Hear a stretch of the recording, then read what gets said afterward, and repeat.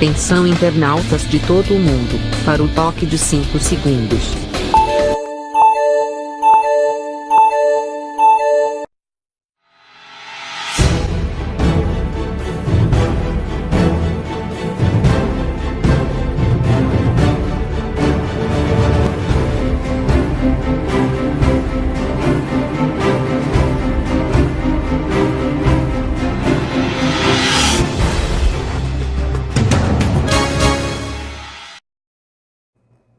Alô, gente amiga, começando mais um programa Sérgio Cruz aqui pela viamorena.com. Dia tumultuado na vida pública, na vida política de Mato Grosso do Sul. Um ataque ao Ninho Tucano. O ataque começou ontem pelo Paraná, com o GAECO prendendo ex-governador Beto Richa. E hoje, em Campo Grande, em Mato Grosso do Sul, a Polícia Federal, atendendo a Justiça Federal, dando busca e apreensão na residência e no gabinete do governador Reinaldo Azambuja e prendendo uma porção de gente, entre eles o próprio filho do governador, Rodrigo Azambuja, o deputado Zé Teixeira e o conselheiro do Tribunal de Contas, Márcio Monteiro.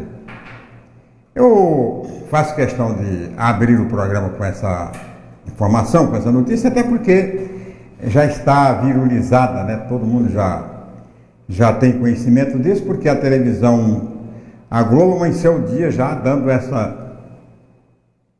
notícia bem antes do próprio jornal local da Globo, né? Já foi a notícia para o jornal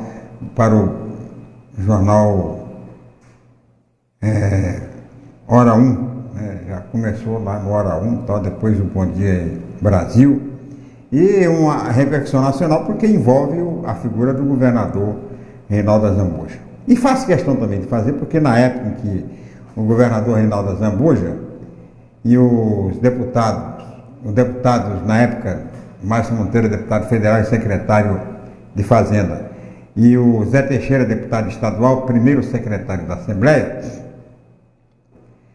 os nomes foram citados na delação premiada do Wesley Batista, Wesley Batista. E eu, na ocasião, tendo por base informações repassadas pelo próprio Zé Teixeira e pelo Márcio Monteiro, cheguei a defendê-los aqui neste programa. Eu que conheço o Zé Teixeira já há muitos e muitos anos, né? Eu conheci o Zé Teixeira quando eu cheguei em Dourados, e há quase 50 anos, né? Não tinha nada que pudesse acreditar minimamente que ele estivesse qualquer envolvimento com atos ilícitos. Eu realmente não acreditava. Ele me deu todas as explicações, mostrou toda a documentação que o isentava de qualquer responsabilidade, tanto ele quanto o Márcio Monteiro. O governador Reinaldo Azambuja foi muito incisivo, né? E até exigiu investigação e tal. Eu achei que o depoimento dos irmãos Batista tivesse perdido a validade no momento em que os irmãos Batista foram questionados, inclusive, pelo próprio Ministério Público, que pediu a anulação da delação premiada dos meliantes, dos irmãos Metralha. Eu estava enganado, né? Porque, aliás, eu me sinto hoje um cara traído, né? Porque as informações que me foram repassadas, e eu acreditei de boa fé no que foi dito, foi o que eu divulguei aqui, que falei aqui. Me sinto hoje completamente traído pelo Zé Teixeira e pelo Márcio Monteiro. Agora, tem uma lista enorme de presos, né? Pessoas que foram presas, não sei até quando vão ficar, entre elas o tal de Ivanildo, o Ivanildo, aquele que entregou o Putinelli, lembra? Que ia buscar dinheiro no aviãozinho e tal, entregava o Putinelli aqui e tal, e que rendeu inclusive toda essa perturbação na ordem doméstica aí ex-governador. E o filho do governador Rodrigo, que é acusado, né, de ser o operador do governo, dos esquemas de corrupção do governo. O filho Rodrigo Azambuja é acusado de ser o operador, né, do esquema de propina de corrupção do governo, o próprio filho. Essa é a informação que se tem. E ninguém vai preso não se prende inocente. A história, inocente foi preso inocentemente, isso é balela. O cara, quando ele vai para a cadeia, tem sempre um motivo para tal. Tem sempre uma razão. Mais ou menos grave. O problema é que esta prisão, esta ação, essa operação Vostok, termina impactando, termina influenciando diretamente na sucessão governamental de Mato Grosso do Sul.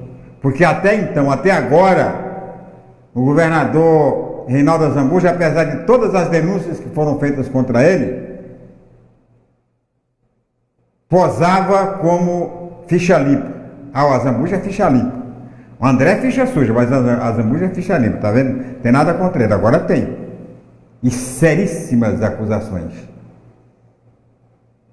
Isso, naturalmente, vai ter uma influência, um impacto muito grande na sucessão estadual. Só falta agora, como aconteceu na prisão do Putinelli, botarem a culpa no juiz Odilon. Que o juiz Odilon teria sido responsável pela prisão do Putinelli. Vão querer agora botar a culpa também no Odilon pela prisão dessa quadrilha que cercava o governador Reinaldo Azambuja. Não sei qual é a posição do governador. O governador não pode ser preso, a não ser em flagrante delito. Ele tem imunidade e prerrogativa do cargo. Ele não pode ser preso, só em flagrante delito. Não houve delito, não houve flagrante e tal. Agora, é preciso que, além naturalmente do que se vai explorar politicamente estas prisões, esta ação da Polícia Federal, é preciso que a ação continue. Para colocar tudo em pratos limpos, explicar direitinho. Zé Teixeira, o deputado Zé Teixeira tem que comparecer, né, para explicar depois, o Márcio Monteiro tem que explicar. O próprio governador tem que, não sei se já explicou, não acompanhei, estava fazendo campanha, não cheguei para fazer o programa, não acompanhei manifestação do Parque dos Poderes. Mas tem que ter explicação. Não só para o público eleitoral, mas para a sociedade de um modo geral, não só a sociedade de Campo Grande, de Mato Grosso do Sul, mas a sociedade brasileira, porque esse é um assunto de grande repercussão. E um assunto que termina levando o estado de Mato Grosso do Sul para o noticiário, mais uma vez, para a crônica policial. É claro, a oposição vai naturalmente explorar isso, espera-se que a oposição explore isso aí com muita reflexão, com muita sobriedade, não só para colher os frutos, né, políticos da ação, mas sobretudo para não prejudicar o trabalho que está sendo realizado pelo Ministério Público Federal, pela Polícia Federal e pela Justiça. É preciso, e isso eu defendo, né, e eu defendi quando aconteceu a delação, a ação da Justiça. Eu acho que a Justiça e o Ministério Público estão chegando muito tarde. Já devia ter vindo há muito mais tempo para colocar essas coisas em pratos limpos. Bem antes do início da própria campanha eleitoral. Já devia ter aberto esse livro, essa lata de lixo, para que a população conhecesse e pudesse depurar esses detritos, para que eles não influenciassem na campanha eleitoral, para que a campanha eleitoral começasse com candidatos realmente fichas limpas, acima de qualquer suspeita. Lamentavelmente, a coisa está aí, né, enlameando o nome do estado de Mato Grosso do Sul. Não tenho ainda, tem a manifestação do governador aí, Marcelo Nogueira. Sérgio, você é a favor ao Reinaldo? Nosso estado é manchete policial, meu amigo. Não sou a favor de ninguém, o Sérgio, eu sou até adversário dele. Eu faço parte da chapa, como candidato a deputado estadual, da chapa do Dr. Odilon. Nada a favor de ninguém. Agora, como profissional de imprensa, eu não posso chegar aqui também e usar para começar a fazer discurso, né? Isso aqui não é um palanque, isso aqui é um programa onde eu tenho que fazer as avaliações de acordo com aquilo que interessa jornalisticamente, que interessa profissionalmente. Fazer o discurso, né? A oposição está atenta com inteligência, mas do PV queremos que o Estado tenha a ser passado a limpo. Nós do povo queremos que o Estado seja passado a limpo. Tudo bem, mas todo mundo quer, é o que eu mais quero, desde o início, né, que eu cobrei isso. Né? Mesmo quando eu cheguei a defender o governador, o deputado, o secretário, eu fiz essa exigência, que fosse passado a limpo, que a Polícia Federal, que o Ministério Público não esperasse tanto tempo, né, porque já foram quase 2 anos que está aí, essa coisa está na gaveta. O que eu defendo é que devia ter saído antes, agora já que saiu, que vá em frente. Prenda quem tem que prender. Processe quem tem que processar. O Estado de Mato Grosso do Sul não pode continuar. O Estado de Mato Grosso do Sul não pode permanecer nas mãos de pessoas sob qualquer suspeita. Prenderam o Putinelli, é suspeito, o Putinelli não está condenado. Vasculharam a casa do governador e o gabinete do governador, prenderam uma quadrilha enorme que cercava o governador, e é claro que o governador sabia disso, até porque o filho dele foi preso também. E ele não foi preso, o Reinaldo não foi preso porque tem imunidade, porque tem prerrogativa de foro, do cargo, né? Não pode ser preso. Só pode ser preso em flagrante delito, porque se não fosse por isso, ele teria sido preso também. Agora, é claro, vai ter uma enorme influência na eleição. A população tem que saber ter discernimento para julgar politicamente, eleitoralmente. A eleição está aí. Agora cabe, né, a Polícia Federal, a Justiça, explicar até, também a impressão que tenho, você que está assistindo esse programa já no período da noite, já deve ter informação, né, mais detalhada sobre toda essa operação. É uma coisa rumorosa e que tem que limpar, né? O tribunal, a OAB tem a campanha do Tribunal Regional Eleitoral, tem a campanha do voto limpo. O que aconteceu é sujeira? Então, limpe o seu voto.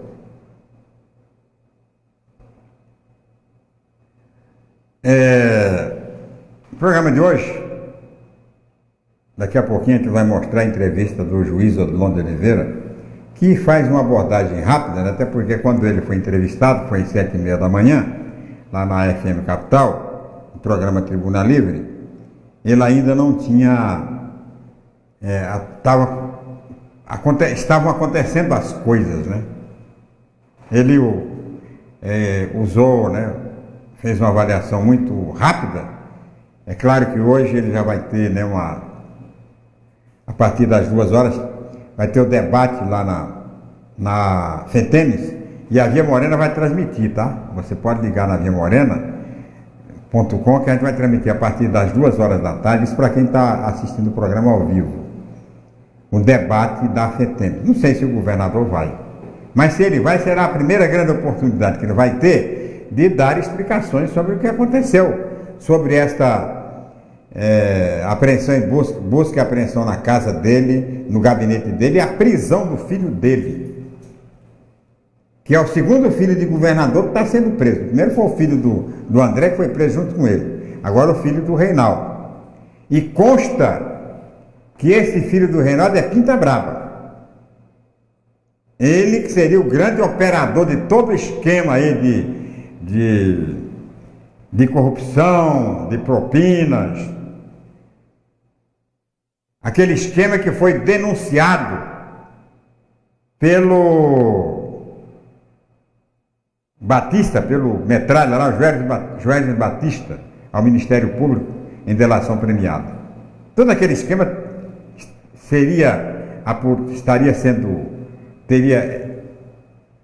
era coordenado pelo filho do governador, que era sócio de um filho do deputado Zé Teixeira. Essa história vai render muita conversa, vão render muitos detalhes, né, para a gente entender por que aconteceu, e que não aconteceu por acaso. A verdade é que essa coisa ia estourar a qualquer momento. Podia ser antes e poderia ser depois da eleição. Aconteceu antes da eleição, como aconteceu lá no Paraná.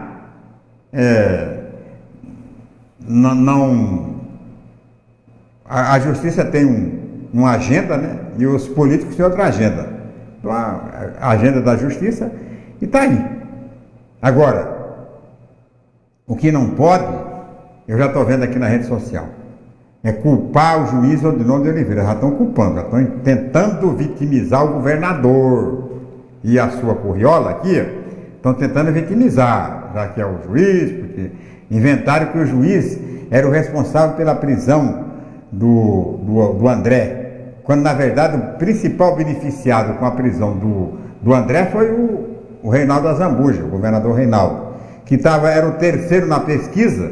Quando o André foi para a cadeia, ele foi para primeiro, subiu para primeiro com a diferença abissal de 15 pontos.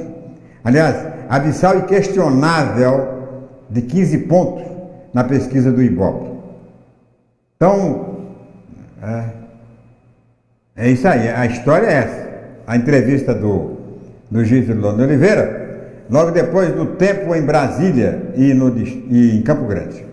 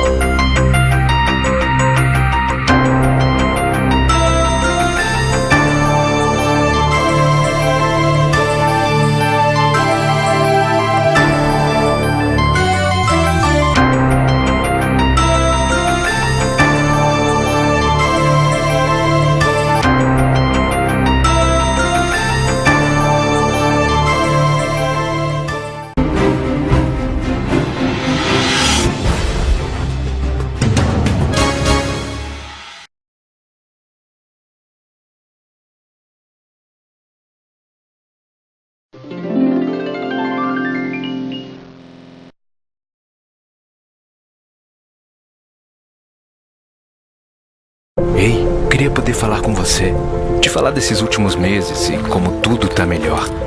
Provavelmente outras pessoas por aí querem te falar muita coisa também. Acho que você teria orgulho, não só por mim, mas por ter feito algo tão nobre por pessoas que nunca viu. Eu só queria dizer obrigado. Obrigado por me dar mais tempo com a minha família. Obrigado pela sua doação de sangue. Doe sangue regularmente. Tem sempre alguém precisando de você. Procure o Hemocentro mais próximo e seja um doador. Homem dirige carro com GPS. A 500 metros, vire à direita. À direita não, vire à esquerda. Nem à direita, nem à esquerda. Siga pelo centro. direita, esquerda, Desliga centro. o GPS. A vida é feita de caminhos e escolhas. As eleições também. Eleitores que se informam sobre seus candidatos sabem onde querem chegar. Faça do seu voto consciente o caminho para um Brasil melhor. Ele vota. Justiça Eleitoral.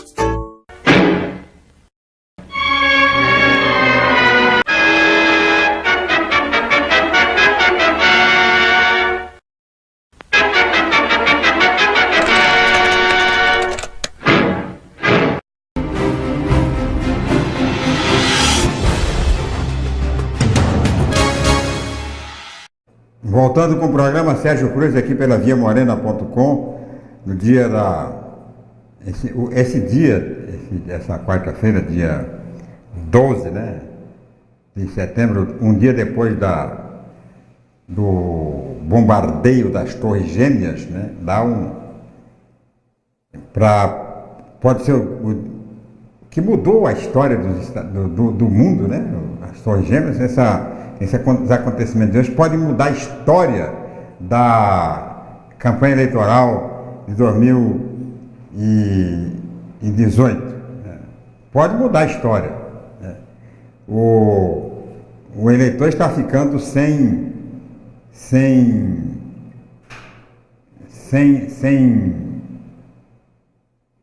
um grande leque de escolhas, né? Está afunilando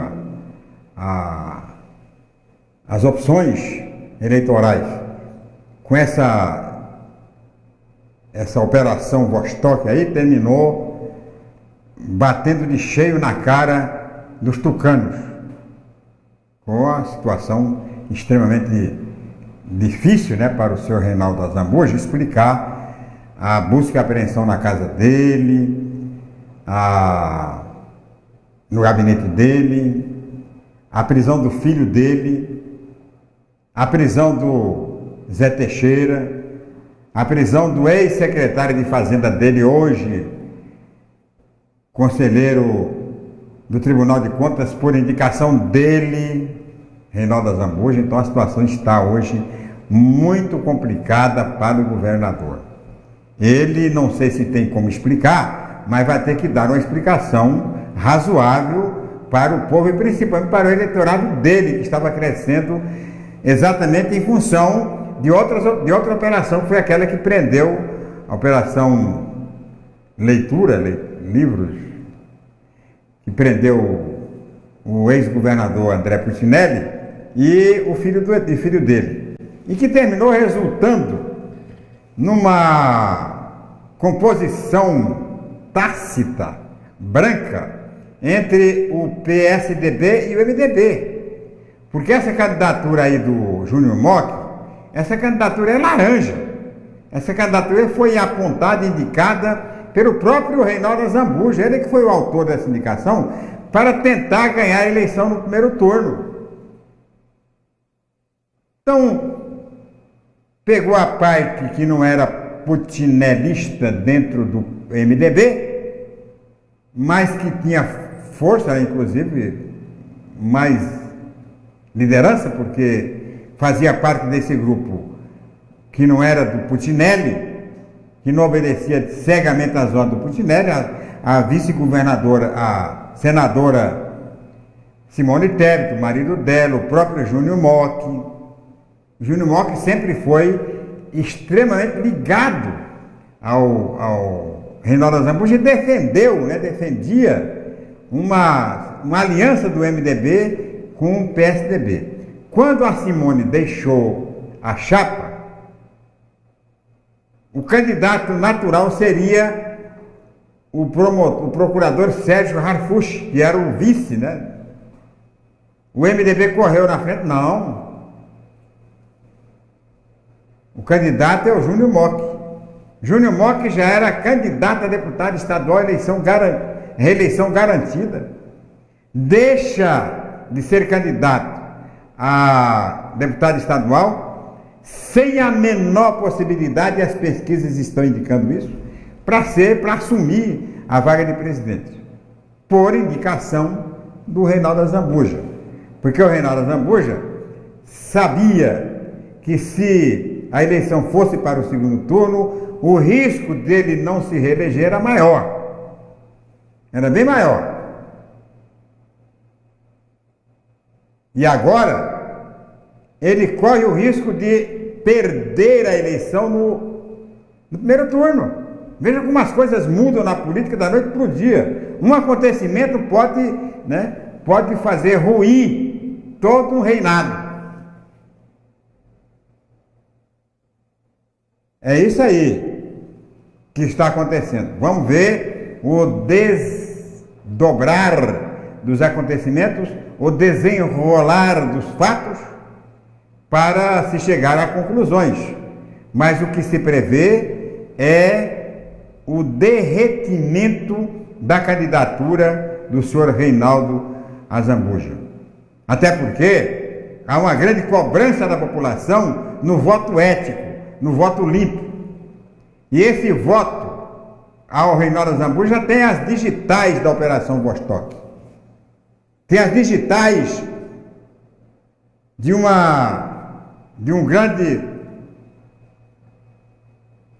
grande esquema de corrupção que deu enormes prejuízos ao Estado e estão sendo levantados aqui. Então, está sobrando muito pouco para o eleitor de Mato Grosso do Sul nesta eleição que já está aí, 20 e poucos dias para a sua realização, no dia 7 de outubro. Bem, mas vamos à entrevista do dia, O programa Tribunalista está entrevistando todos os candidatos ao governo do Estado. Já entrevistou o Amaduti, candidato a governador do PT, entrevistou ontem o governador Reinaldo Azambuja e hoje tem a outra entrevista. Participa da entrevista o Marcos Faria, Carmen Sestari e Benhur Ferreira. O entrevistado é o candidato do PDT ao governo do Estado, juiz aposentado Odilon de Oliveira. E nesta quarta-feira, dando aí sequência à rodada de entrevista com os candidatos ao governo do Estado de Mato Grosso do Sul, nós estamos recebendo o candidato ao governo pelo PDT, o juiz Odilon de Oliveira, para falar aí sobre os principais desafios em se elegendo governador do Estado. Já agradecendo a presença, doutor Odilon, nos diga por que o senhor quer ser governador do Estado de Mato Grosso do Sul. Bom dia. Em primeiro lugar, um bom dia a essa equipe maravilhosa e um bom dia também, um abraço fraternal a todos os ouvintes. Eu quero ser governador para ajudar a colocar esse Brasil no eixo, e Mato Grosso do Sul pertence ao Brasil, logo também tem que entrar no eixo. Temos que fazer 2 estradas, pavimentar 2 estradas. A primeira estrada é a estrada chamada estrada da moral, a estrada da ética, da moralidade pública. Essa estrada está muito destruída aqui no nosso estado. Em segundo lugar, nós temos que ver o crescimento da economia, retomar o crescimento da economia para, no final, a gente obter com isto a construção da dignidade da pessoa humana. Doutor Odilon, uma das marcas do senhor enquanto juiz foi a luta aí contra o crime organizado, não é? Em se elegendo governador, de que maneira o senhor vai combater o crime organizado e melhorar a segurança do nosso Estado? Primeira coisa é estruturar a polícia, está desmantelada. A polícia hoje de Mato Grosso do Sul, PM e Polícia Civil não tem sequer gasolina. E às vezes nem dinheiro para pagar telefone. Então tem que estruturar a polícia e estabelecer uma programação de reposição daqueles policiais que foram aposentados ou que foram assumir outras funções. O contingente é muito pequeno, está pela metade mais ou menos. E temos também que fortalecer a polícia de fronteira. Mato Grosso do Sul tem uma fronteira que corresponde a 64% do seu território, quer dizer, muito mais da metade. Todavia, se tem na fronteira o Departamento de Operação de Fronteira criado há 30 anos com a mesma quantidade de pessoas que tem hoje, quer dizer, não aumentou nada enquanto o crime se multiplicou. E temos que também botar o serviço de inteligência para funcionar, modernizar o serviço de inteligência. As polícias têm que conversar entre si, não só as polícias estaduais, mas as polícias estaduais também com a Polícia Federal, a Rodoviária Federal. E temos que fazer também um trabalho conjunto com os municípios, Conjunto com os municípios, por quê? Porque os municípios, através das guardas municipais, também participam do rol das instituições encarregadas da segurança pública. Depois da criação do Ministério da Segurança Pública, as guardas municipais integram, então, a relação das instituições responsáveis pela prevenção e pelo combate à criminalidade. Vamos especializar, melhorar a polícia. E as delegacias estão caindo aos pedaços, temos que melhorar também. Nós temos que valorizar o policial. O policial de Mato Grosso do Sul, eu não me canso de repetir, trabalha para o Brasil inteiro, portanto, eles são heróis nacionais. Doutor Odilon, ainda nesse campo da segurança pública que o senhor tem experiência, enfim, como magistrado, o senhor acabou de citar Polícia Civil, Militar, Guarda Municipal, Fronteira. Como é que o senhor pretende articular? Quero que o senhor só tocou nesse assunto, mas se puder aprofundar essas diversas instituições, porque nós sabemos que, eu sou leigo, mas eu já ouvi, o crime é organizado, mas o Estado é desorganizado. No Estado as corporações concorrem entre si, às vezes não tem um espírito de cooperação.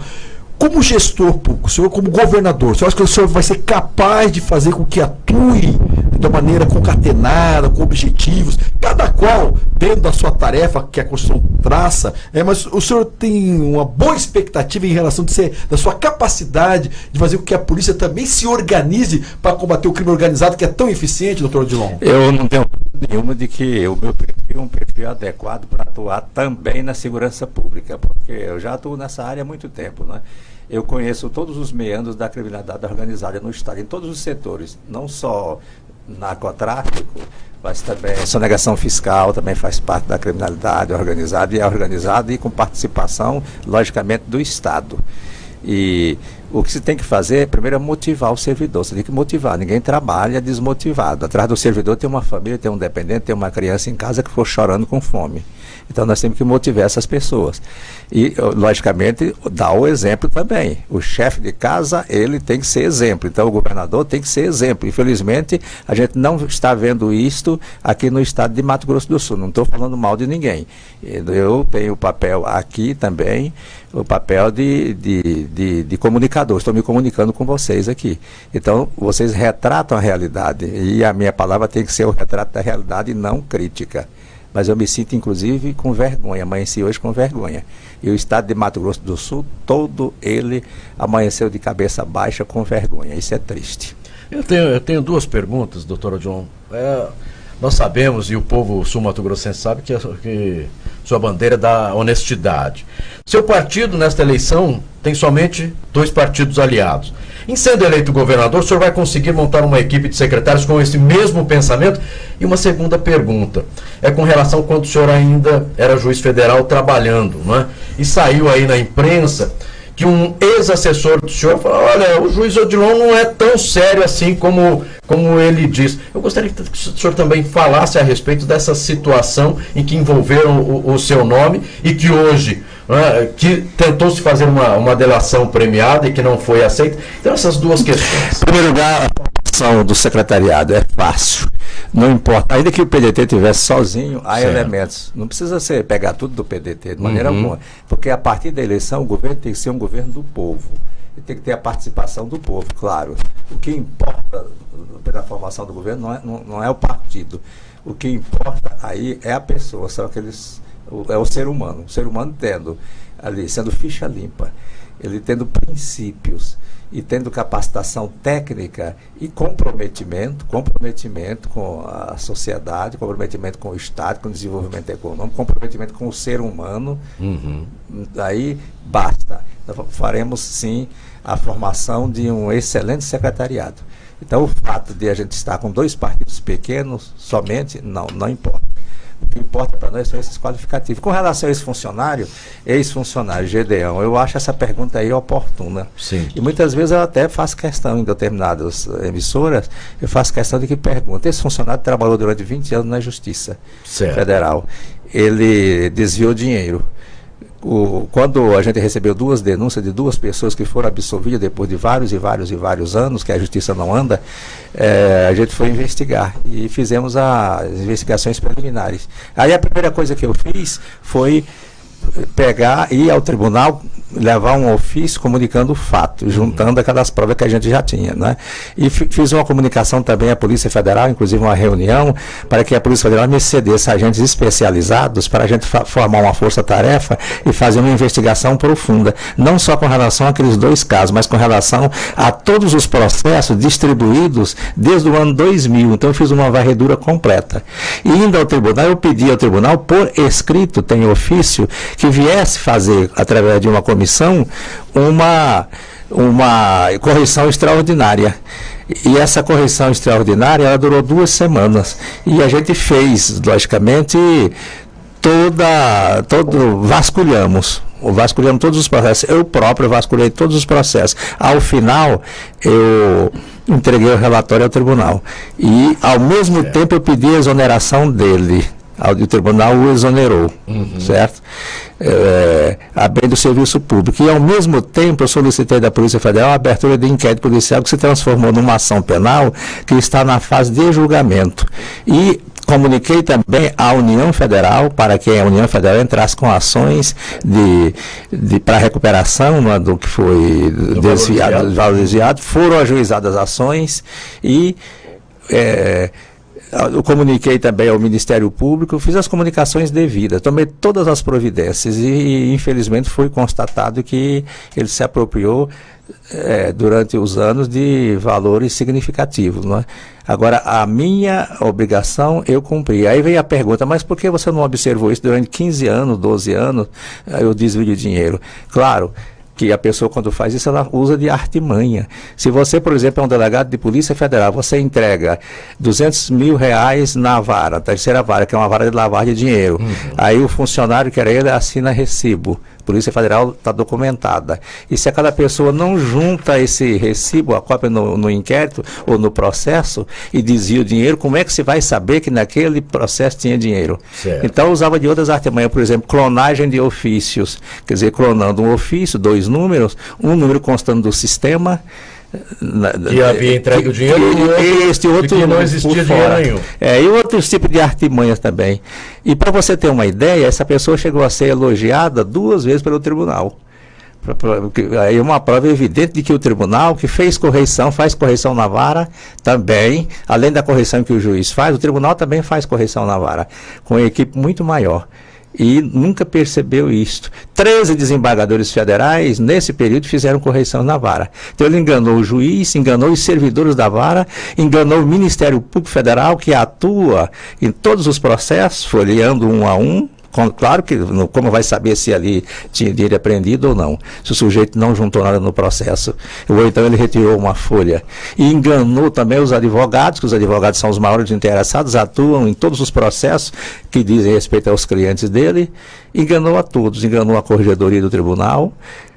Quando havia correção, depois se descobriu, a investigação descobriu que, por exemplo, um livro de fiança, ao invés dele levar o livro de fiança para o corregedor dar o visto, o corregedor que estava fazendo a correção, ele pegava um livro falso, um outro livro. Então, esse tipo de artimanha, como é que você vai descobrir?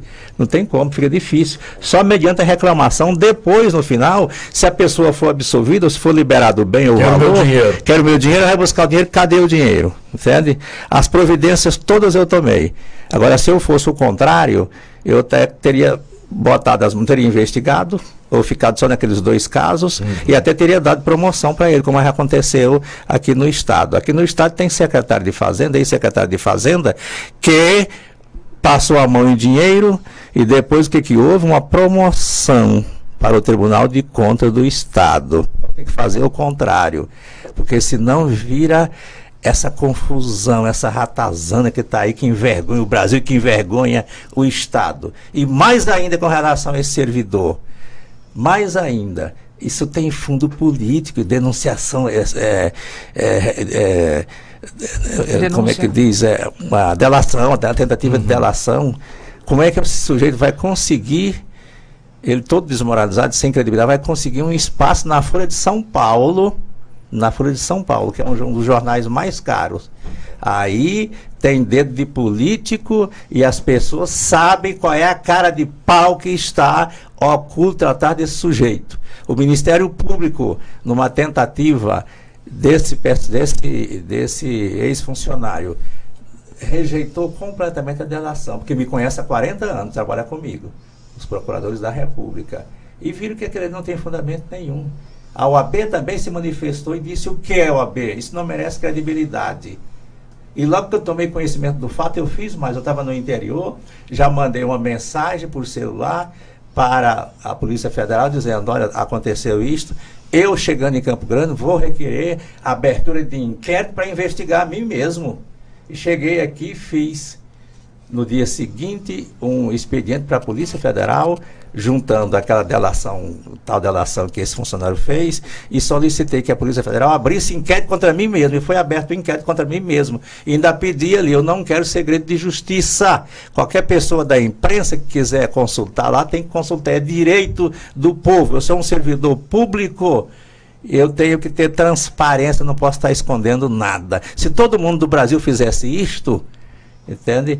Alguém que tem um foro privilegiado, por exemplo, no STJ, Superior Tribunal de Justiça, surgiu uma acusação, vai lá no Superior Tribunal de Justiça e diz: eu tenho um foro privilegiado, eu estou sendo acusado disso, eu quero que abra um inquérito contra mim, um inquérito policial para me investigar.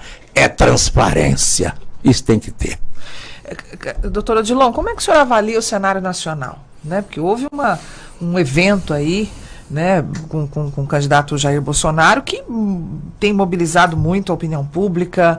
Enfim, a gente tem resultados de pesquisas, alterou um pouco e tudo mais, mas como é que o senhor avalia este momento de polarização muito, muito forte? Em primeiro lugar, eu quero me solidarizar com com a família do Bolsonaro, e me solidarizar também com aquelas pessoas que são admiradores do Bolsonaro. Todos os eleitores de Bolsonaro, eu sou solidário com todos vocês. E eu lamento demais esse acontecimento. Agora, isso aí foi um abalo na política, claro. Isso aí pode comprometer o futuro do Brasil, que viria alguma mudança agora através das eleições. Eu espero que essa mudança efetivamente venha, principalmente com relação à moralidade.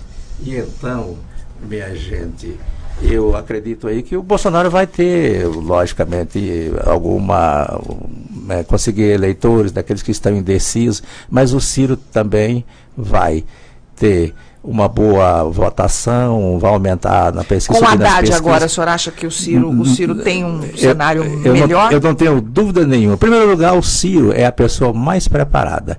Eu conheço o Ciro há um bom tempo e já conversamos várias vezes. Ele já foi na minha casa umas 2 vezes, já nos encontramos, e você conversa com ele, ele entende de tudo. Ele entende mais de Mato Grosso do Sul do que os governadores de Mato Grosso do Sul em conjunto. Ele não entende de Brasil, só de Brasil, ele entende do mundo inteiro, a economia mundial. E nós estamos vivendo num processo cada vez maior de globalização da economia. Nós estamos vivendo um processo de interdependência econômica mundial. E ele, logicamente, está devidamente habilitado para ser o presidente da República. E ele vai para o segundo turno juntamente com o Bolsonaro. Doutor Odilon, o PDT, historicamente, tem muita tradição ligada à educação. Mesmo os adversários do PDT reconhecem a figura já falecida, o ex-governador Leonel Brizola, uma figura que inovou, com o CIEPS no Rio de Janeiro. No seu programa de governo, como é que o senhor está tratando a educação? Qual que seria, o senhor sendo governador, a ênfase maior que o senhor vai dar num quesito tão importante como é a questão da educação? Em primeiro lugar, eu sinto falta de um personagem que sempre atuou junto com o Leonel Brizola, chama-se Darcy Ribeiro, um grande educador. E o Brasil o Brasil inteiro segue o modelo dele, inclusive o CINF, nós temos CINF, eu conheço diversos CINF, educação. Eu sou o produto da educação. Já disse aqui e repito, faço questão de repetir, porque isso muito me conforta. Eu fui assentado até os 16 anos de idade, assentado, puxando enxada mesmo. E meu pai trabalhou na roça durante 60 anos, só saiu da roça quando eu me formei. Aí fui buscar, no primeiro carrinho que eu fui resgatar meus velhinhos, estavam lá sozinhos, sem nenhum filho mais, porque todos já haviam se casado, e os trouxe para cá. 10 anos depois ele morreu de câncer, minha mãe morreu no ano atrasado, morando na Vila Copavira 2, que é um bairro pobre, um bairro popular. E a educação, eu consegui estudar, eu não estaria aqui dando entrevista para vocês se eu não tivesse tido a educação. Isso também se eu não tivesse sido acolhido pelo então Estado de Mato Grosso, hoje aqui em Mato Grosso do Sul, Então, gente, eu tenho um amor profundo e uma das demonstrações maiores que eu tenho para com a educação, valorização dos professores. Professor não é professor, professor é um apelido. O professor é a luz da vida inteira, a luz da sua vida, a luz da minha vida, a luz da vida dos nossos filhos, durante todos os dias da nossa vida. O professor é aquela candeia que vai iluminando na frente a escuridão do nosso caminho. É assim que eu considero os professores. Educação, tempo integral.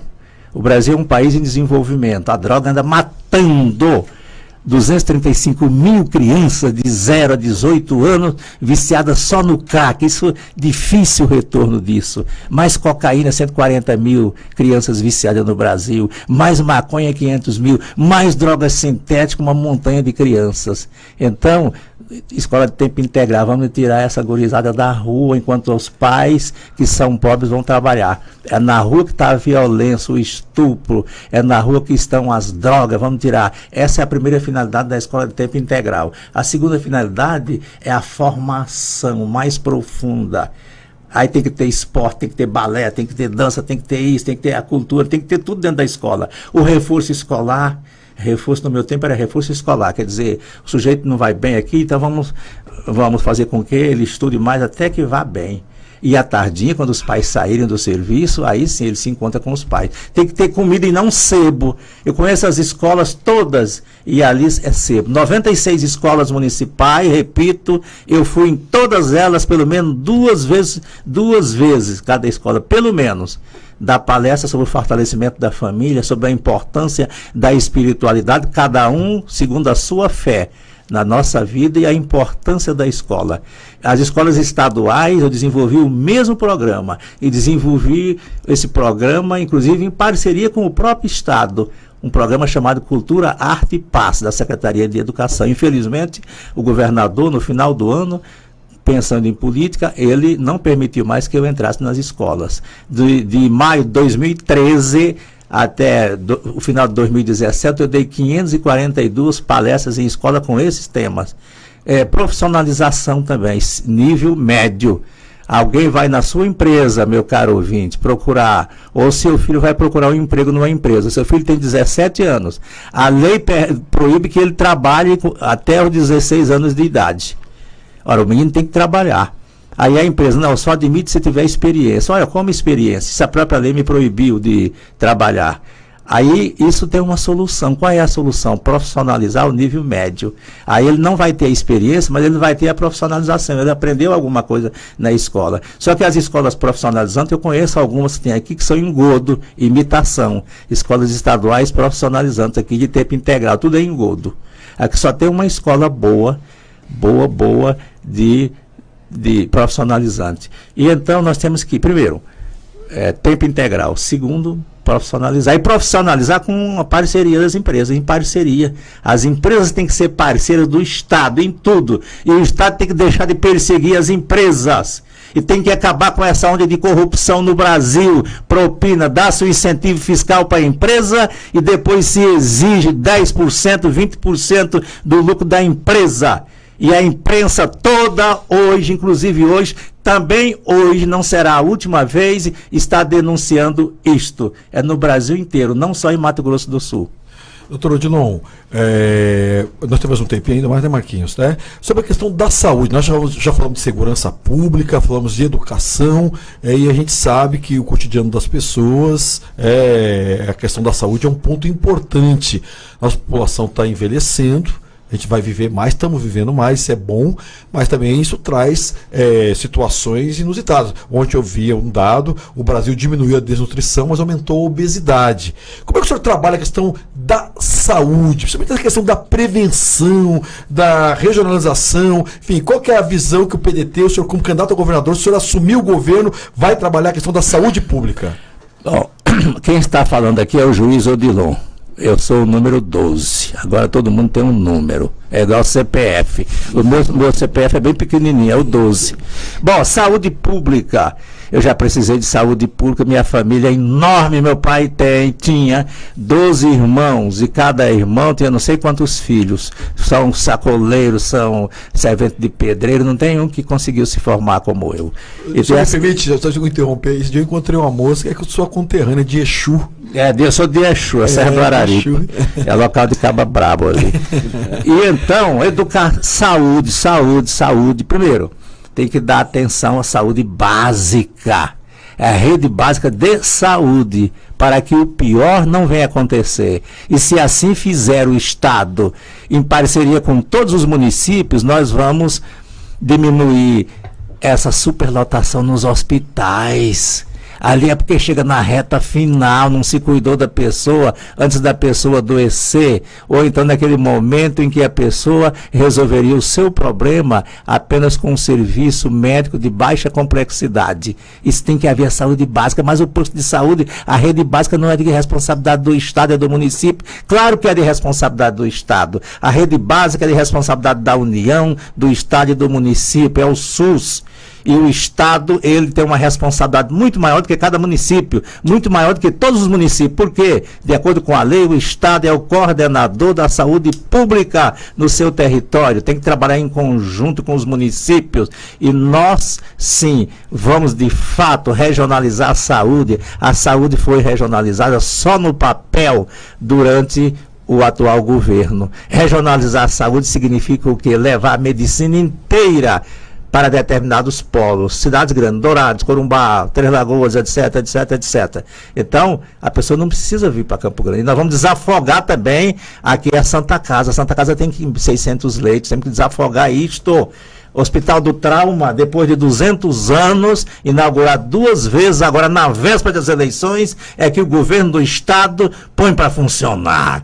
Coisa bela, saiu bem na fotografia, mas tem 2.800 pessoas aguardando aqui no Estado cirurgia ortopédica. Se esse hospital tivesse começado a funcionar 4, 5 anos atrás, essa fila não estaria tão grande. Como é que vamos reverter essa situação? Nós temos que mandar para o interior, não é caravana de saúde. Caravana de saúde vai e volta e deixa o sujeito lá sem fazer o acompanhamento médico e a pessoa vem ficar cega. E caravana de saúde é uma fortuna, aqueles carros todos são alugados. Vamos levar médico para o interior, vamos valorizar a medicina, levar enfermeiro, levar laboratórios. Nós temos que fazer isto. Hospitais, gente, promessa do atual governo, eu não estou falando de governador, estou falando de governo. Corumbá, cadê a Santa Casa de Corumbá? Foi lá. Muitas pessoas ali, muitas mães vão ter filho fora de Corumbá, porque não tem vaga. Aí, por revolta, lá onde teve o filho, já registra o menino. Então o menino não é corumbaense. O menino nasceu em Aquidauana, o menino nasceu em outro lugar. Cadê o Hospital Regional de Dourados, que foi objeto de promessa? Não saiu do papel. Cadê a reforma do Hospital Rosa Pedrocian, que ia aumentar, não aumentou? Cadê o Hospital de Três Lagoas, que ia construir, ficou só na laje, lançou uma pedra fundamental e ficou só na laje? Cadê o hospital lá de Coxim, os polos? Esses polos ficaram só no papel, gente, enganação, ninguém vive mais de ilusão, e o povo está esclarecido disto. Vamos passar esse Brasil a limpo, vamos passar Mato Grosso do Sul a limpo, o povo tem que ajudar a Polícia Federal a passar Mato Grosso do Sul a limpo. Conversamos aqui nesta manhã de quarta-feira com o juiz Odilon de Oliveira, ele que é candidato ao governo do estado de Mato Grosso do Sul pelo PDT, né, com o número 12, a quem agradeço a participação mais uma vez aqui no programa Tribuna Livre, e claro, esse bate-papo aí com a população de Mato Grosso do Sul, desejando ao senhor uma excelente quarta-feira, juiz Odilon. Eu agradeço imensamente e quero repetir que o meu número é 12, não 171. 171 é outro número, que cabe aí muito bem no peito e no semblante de outras pessoas, no meu não. E eu quero agradecer a vocês, uma equipe excelente. Quando eu venho aqui, eu aprendo com vocês. Você não precisa dizer nada, só de olhar no olhar de você, que é antigão aqui. Obrigado. Aí eu me lembro do seu pai, sim, viu? E eu aprendo com vocês. Então eu agradeço imensamente a vocês e deixo aqui uma pergunta para a população de Mato Grosso do Sul. Qual é o Estado que você deseja para você e para a sua descendência e para a juventude, para todos nós? É um Estado com corrupção ou sem corrupção? A televisão hoje já mostrou, já deu essa resposta. Agora você vai dar essa resposta só no dia 7 de outubro, quando você será o juiz. Obrigado. Conversamos aqui com o candidato ao governo do Mato Grosso do Sul, pelo PDT, o juiz Odilon de Oliveira.